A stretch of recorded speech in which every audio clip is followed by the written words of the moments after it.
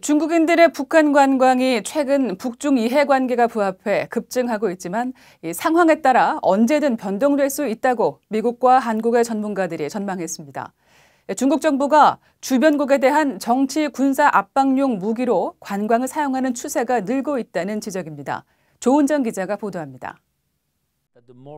제롬 소바주 전 유엔 개발계획 평양사무소장은 VOA에 최근 급증하는 것으로 알려진 중국인들의 북한 관광은 북중 간 이해관계에 따른 것이라며 한동안 지속될 가능성이 크다고 말했습니다.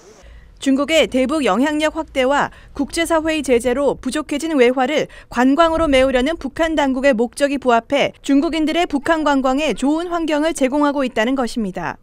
소바주 전 소장은 그러나 이런 상황이 1, 2년 안에 언제든 바뀔 수 있다고 지적했습니다. Do not be surprised if in 1 year or 2 years there is a difficult moment between China and North Korea and the tourism goes down to, 1,000 people for a short time. That's the North Korean style. 중국 정부 역시 정치 군사적 이익에 따라 과거 대북 관광을 제한했기 때문에 두 나라 관계에 어려움이 오면 단기간에 관광객이 줄어들 수 있다고 소바주 전 소장은 지적했습니다. 한국의 국책연구기관인 한국개발연구원도 31일 발간한 북한 경제 리뷰 7월호에서 북중 관광에 관해 비슷한 전망을 했습니다.